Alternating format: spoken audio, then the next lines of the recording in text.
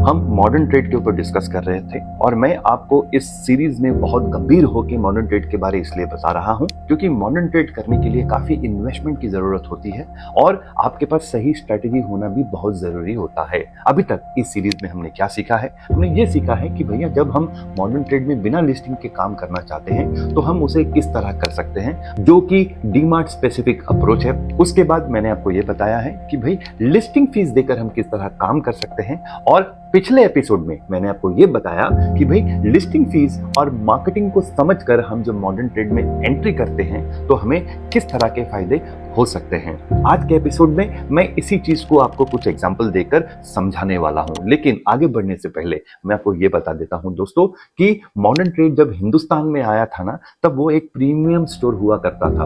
आज के डेट में मॉडर्न ट्रेड एक डिस्काउंटेड स्टोर हो गया है और यहाँ पर लोग डिस्काउंट के लिए जाते हैं। और दूसरी कारण जिसकी वजह से लोग मॉडर्न ट्रेड जाते हैं वो ये है कि उनको एक जगह में सारे सामान मिल जाते हैं और यही एक कारण है जिसकी वजह से मॉडर्न ट्रेड एक बहुत अच्छे ग्रोथ पैटर्न में आज हिंदुस्तान में है। इसका मतलब ये नहीं कि वो जो प्रीमियम स्टोर है वो नहीं है, वो है, लेकिन उनकी तादाद वो कम है। ये करीब 200 से 400 रहेंगे ऑल इंडिया के अंदर। बट जो भी मैं आपको बता रहा हूं, जब आप इसे बहुत अच्छी तरह समझ जाएंगे तो आप प्रीमियम और डिस्काउंटेड किसी स्टोर में भी बहुत अच्छी तरह एंट्री कर सकते हैं।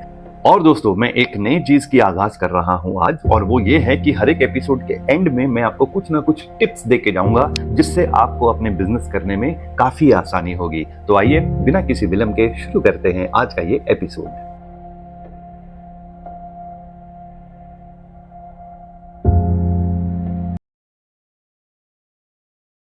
जो मैं आपको अभी बताने वाला हूं वो मेरा पर्सनल एक्सपीरियंस है और मैं ये एक्सपीरियंस आपके साथ इसलिए शेयर कर रहा हूं ताकि आप भी जब अपने किसी मॉडर्न ट्रेड आउटलेट के साथ नेगोशिएट करते हैं तो आप भी समझ सकेंगे कि क्या क्या पॉइंट्स का आपको ध्यान रखना है, किस तरह आपका अप्रोच होना चाहिए ताकि आपका नेगोशिएशन जो है वो सही दिशा में जाए।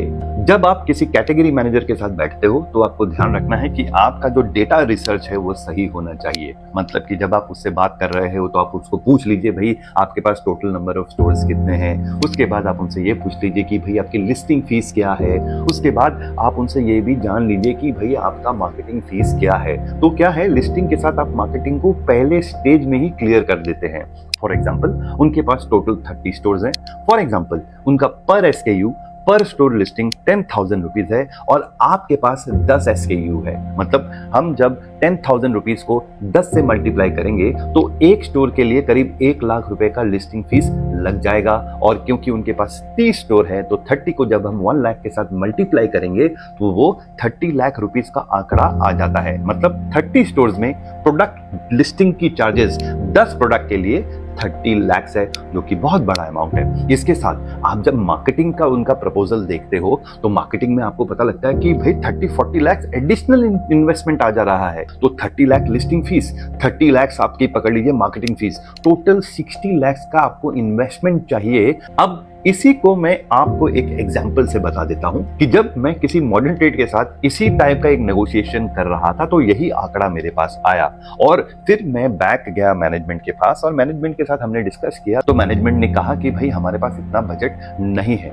तो उन्होंने बताया कि विजय हम 6 लाख रुपए ही इन्वेस्ट कर सकते हैं, इसमें हम 10 स्टोर ही करेंगे और हम इसमें मार्केटिंग भी करेंगे इसी बजट में। तो मैंने क्या किया, मैंने उनको एक प्रपोजल भेजा कि भाई हमारा जो बजट है वो बजट है करीब 4 लाख का। मैंने 6 नहीं बताया, 4 लाख। हम 10 प्रोडक्ट लिस्ट करेंगे और हम 10 स्टोर में लिस्ट करेंगे। और उसके बाद मैं चुप बैठ गया। दोस्तों मैं आपको ये कह देता हूं दोस्तों, जब हम मॉडर्न ट्रेड के साथ बात कर रहे हैं या फिर हम किसी भी बड़े आउटलेट से बात कर रहे हैं तो हमें ये ध्यान रखना चाहिए कि हमें नेगोशिएशन स्किल आना बहुत जरूरी है। और जब मैं हिंदुस्तान लीवर में काम कर रहा था मुझे बहुत अच्छा लगता है ये आपको कहते हुए कि वो एक ऐसी कंपनी है जो अपने लोगों पर इन्वेस्ट करती है और उन्होंने मुझे नेगोशिएटिंग स्किल के ऊपर बहुत ट्रेनिंग दी जिसकी वजह से मैं बहुत कुछ सीख गया जो आज के डेट में भी मुझे काम आता है। और उसमें से एक बहुत बड़ी सीख ये है कि आपको नेगोशिएशन करने के समय बहुत पेशेंस रखना पड़ता है, और आप जल्दबाजी करोगे तो आप हमेशा नेगोशिएशन में मात खाओगे। तो मैंने क्या किया, मैंने उनको ईमेल भेज दिया, और ईमेल भेजने के बाद मैं चुपचाप उनका इंतजार करता रहा। बीच बीच में मैंने उनको थोड़ा हेलो हाई का मैसेज किया ताकि हम एक रैपो को बना सके।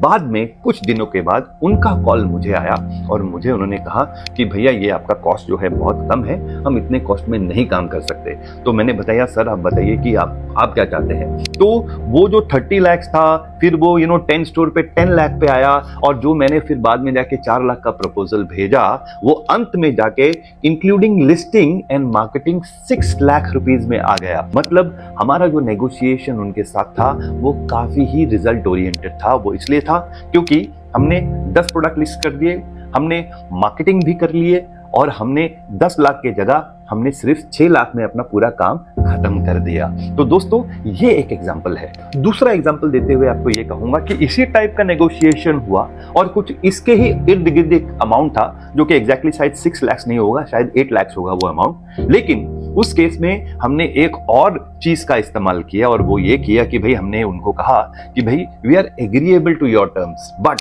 हमारी रिक्वेस्ट ये है कि आप ये जो अमाउंट ले रहे हैं वो एक साथ मत लीजिए। आप प्लीज इस अमाउंट को 2 लाख करके, मतलब 6 लाख का अमाउंट आप पकड़ लीजिए, 3 क्वार्टर में हम उनको दे देंगे। और बिलीव मी दोस्तों, उन्होंने इस बात को एग्री किया और हमने उस मॉडर्न ट्रेड चैनल को शुरू किया। तो दोस्तों इस तरह, ये तो मैंने आपको 2 एग्जाम्पल दिए हैं, ऐसे काफी एग्जाम्पल हैं, और काफी लोगों के पास अपने डिफरेंट एग्जाम्पल होंगे जिस तरह वो किसी मॉडर्न ट्रेड के साथ नेगोशिएट करते हैं। और मैं आपको ये बता देता हूं दोस्तों, हर एक मॉडर्न ट्रेड नेगोशिएट करता है। तो जब आपने लिस्टिंग और मार्केटिंग को पक्का कर दिया तब आपका एक काम हो गया दोस्तों, और वो क्या है, आपने अपने प्रोडक्ट की प्लेसमेंट कर दी जो कि लिस्टिंग के द्वारा हो गई। और जैसे मैं आपको हमेशा कहता हूं कि आपको कस्टमर अट्रैक्ट करने के लिए मार्केटिंग करना होगा, और आपने मार्केटिंग भी कर दी। तो ये दोनों काम आपने बहुत सही कर दिया। लेकिन दोस्तों मॉडर्न ट्रेड में सक्सेसफुल होने के लिए ये दोनों जो है ये पहला पड़ाव है, मतलब ये पहला कदम है। इसके बाद आपको बहुत और कुछ भी करना पड़ता है और बहुत सिस्टमेटिकली करना पड़ता है, तभी जाके आप अपने बिजनेस गोल को अचीव करोगे। और ये कदम क्या है मैं आपको नेक्स्ट एपिसोड में बताऊंगा। लेकिन जाने से पहले, जैसा मैंने आपको पहले शुरुआत में कहा कि मैं आपको कुछ टिप्स जरूर दूंगा जिससे कि आपकी काफी मदद हो जाएगी जब आप मॉडर्न ट्रेड में एंट्री का विचार कर रहे हो। तो आइए कुछ टिप्स के ऊपर कुछ बात कर लेते हैं। इसको भी बताने के लिए मैं आपको एक एग्जांपल देता हूं। बहुत टाइम लोग हमें संपर्क करते हैं, ये कहते हैं कि भाई हमें थोड़ा मदद कीजिए, हमें थोड़ा स्ट्रैटेजी बनानी है मॉडर्न ट्रेड में जाने के लिए, और हमें अपने प्रोडक्ट को लिस्ट करना है। और फिर हम उनको कुछ सवाल पूछते हैं, और इस सवाल को जब हम उनके साथ बात करते हैं या ये सवाल जब हम उनको पूछते हैं तब वो थोड़ा डिस्टर्ब हो जाते हैं। लेकिन ये जो सवाल है ना, ये काफी इंपॉर्टेंट सवाल है, और अगर आप भी इन सवालों का उत्तर पहले ही ढूंढ के रखते हो तब आपको मॉडर्न ट्रेड जाने में और मॉडर्न ट्रेड को सक्सेस करने में दिक्कत नहीं है। तो जो सवाल हम पूछते हैं उनसे वो क्या है, पहला सवाल हम ये पूछते हैं कि आपकी कंपनी कितनी पुरानी है, तो हमें ये पता चल जाता है कि भाई कंपनी कितने सालों से मार्केट में है। दूसरा सवाल हम ये पूछते हैं कि आपकी प्रोडक्शन कैपेसिटी क्या है। अब बहुत लोग डिस्टर्ब हो जाते हैं कि भैया आप हमारी प्रोडक्शन कैपेसिटी क्यों पूछ रहे हो। भाई देखिए, बात दरअसल ये है कि जब आप मॉडर्न ट्रेड की बात करते हो ना, तो वो 1-2 स्टोर नहीं है, वो 10 स्टोर है, कहीं कहीं वो 20 स्टोर है, कहीं कहीं वो 50 स्टोर है।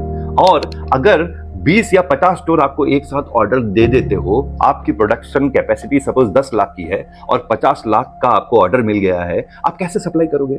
इसीलिए प्रोडक्शन कैपेसिटी जानना बहुत जरूरी है। उसके बाद हम दूसरा सवाल पूछते हैं कि सपोज आपको 50 लाख का ऑर्डर मिल गया और 15 दिन के बाद एक 50 लाख का और ऑर्डर आ गया, आप किस तरह इसको सप्लाई करोगे। ये सब सवाल पूछना इसलिए जरूरी होता है ताकि हम आगे आदमी को थोड़ा समझ ले कि उसकी कैपेसिटी क्या है।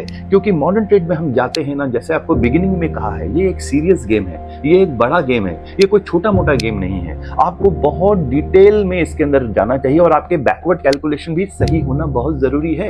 वरना पता चला आप मॉडर्न ट्रेड में लिस्ट तो हो गए हो, आपने मार्केटिंग भी अच्छा कर लिया है, लेकिन आप ऑपरेशंस में मार खा रहे हो। इसके साथ दोस्तों एक और इंपॉर्टेंट सवाल जो मैं पूछ लेता हूं वो ये है कि सपोज अगर आपको मॉडर्न ट्रेड ने पेमेंट करने में डिले कर दिया, आपका वहां पर सेल 30-40 लाख का है और करीब वो 60 डेज का हो गया, क्योंकि कभी कभी डिले हो जाता है। और ये प्रैक्टिकल है, काफी प्रैक्टिकल है। मतलब मैं आपको ये बता दूं कि कुछ कुछ ऐसे स्टोर्स हैं, जब आप उनके साथ नेगोशिएट करते हो या आप उनके साथ जब बिजनेस करते हो, पहले पेमेंट आने में करीब 45 टू 60 डेज लग जाता है, क्योंकि वो पहला साइकिल है। एक बार वो साइकिल ठीक हो जाता है, उसके बाद वो करीब जो भी आपका जो टर्म्स है उसी टर्म से पेमेंट आने लगते हैं। लेकिन जो पहला पीरियड है वो थोड़ा दुखदायक है, तो ये आपको आना बहुत जरूरी है। अगर आप ये सब चीज तैयार करके नहीं रखोगे, आप ही बताओ, आप मॉडर्न ट्रेड में घुस तो जाओगे, लेकिन प्रॉफिट की जगह आपका नुकसान हो जाएगा, जो कि मैं नहीं चाहता हूं। और इसीलिए मैंने ये सीरीज आपके सामने प्रस्तुत किया है। तो दोस्तों, आज के एपिसोड में बस इतना ही। अगले एपिसोड में हम थोड़े ऑपरेशंस के ऊपर डिस्कस करेंगे, ताकि आपको पता चले कि जब हम मॉडर्न ट्रेड में ऑपरेट करते हैं, किस तरह ऑपरेट करते हैं, क्योंकि फाइनली ऑपरेशन ही आपको सक्सेस दिलाएगा। तो तब तक थोड़ा इंतजार, और आपका दोस्त आपसे अलविदा लेता है। बहुत बहुत धन्यवाद।